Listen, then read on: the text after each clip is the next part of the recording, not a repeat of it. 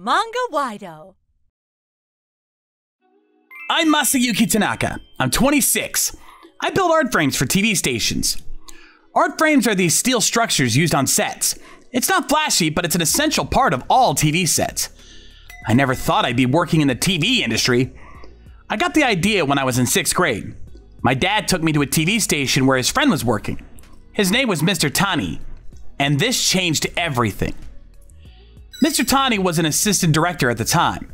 I really enjoyed watching him work. He was like a conductor at an orchestra. I want to be just like him. I want to work in the TV industry. I knew this is what I wanted to do. I couldn't become a director like I wanted to, but I was still really happy to be working here. But like any other company, not everyone was nice. There were people that were really mean. Like this one, Mr. Makita. He was a director, but everyone hated him. He was a relative of one of the board members, and that was the only reason he got this job. He couldn't do anything by himself. All he did was bark orders at people. Just the other day, I saw him yelling at a young assistant director. "I told you to finish this yesterday! Do it! Useless!" He yelled at her in front of everyone. Things got really awkward after that. I wanted to say something, but I was working too, so I kept my mouth shut. Then a few days later, he came after me. That day, I was there by myself. I had a meeting with the production team. I also had to bring some heavy equipment in. We were a small company, so there was a lot to do. After the meeting, I got the heavy equipment out of the car and placed it on the push cart. But then, wow! The tire on the cart snapped. Just my luck. The equipment was way too heavy to carry by hand. I had to borrow a push cart from the TV station. I looked around the floor and saw Mr. Makita. Oh no, not him. I didn't want to talk to him, but I was in a rush, so I told him what happened. So, can I borrow a push cart? But then, what? Seriously? You work for us! Get your own equipment! He started yelling at me. I didn't know what to say. What's wrong with your push cart, huh? How is this our problem? I'm sorry, sir, but it was an accident and... Not my problem! Fix it yourself! Get out of my way, now! I didn't have any tools to fix the push cart. I kept asking him for help, but he kept saying no. You're so useless! Where's your cart? Let me see! We walked over to my car. He saw the broken push cart and said, "Look at this thing! You should take better care of your equipment, you know? Otherwise, we're gonna go with a different company." He had no idea what he was talking about. He was just being a dick. What do you know about equipment? You might be old, but we take good care of our equipment. He turned and glared at me. What did you say to me? You know I can hire someone else to do this, right? You need me more than I need you. Got it? Do you want to keep your job? Carry it with your hands. Go on. What? You know how much this thing weighs? I don't care. Do it. Hurry up. I had no choice. I had to carry the heavy equipment by hand.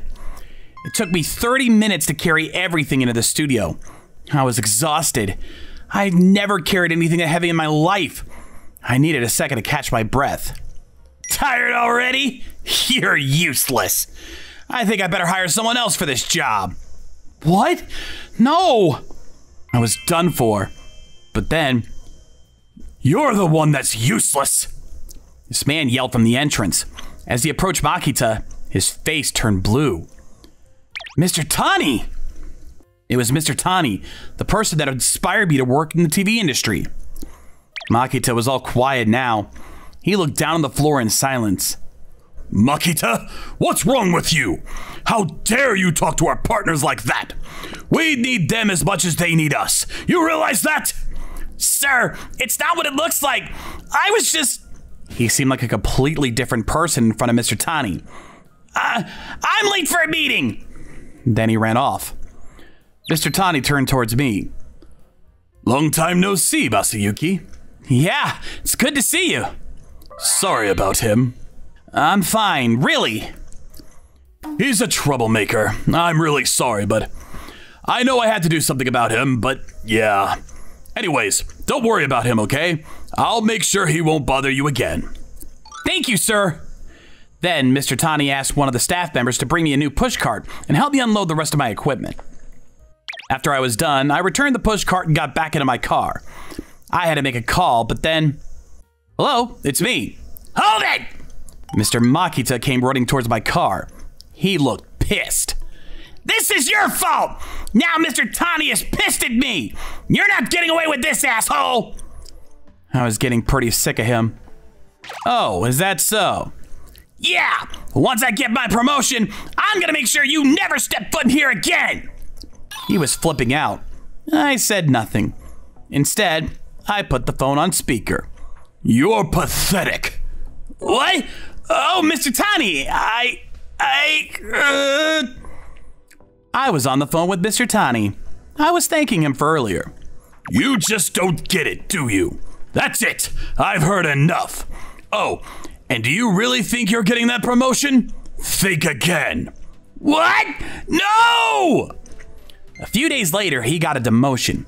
He was no longer part of the team. Everyone, including the production team, was getting pretty sick of him, so I guess everything worked out for them as well. And the higher-ups finally did something about him. He got transferred to some dead-end position in the middle of nowhere. They didn't even have a farewell party for him. Anyways, I'm glad he got what he deserved. Hope he learned his lesson. But I don't know. I don't think he's gonna change. Whatever, not my problem.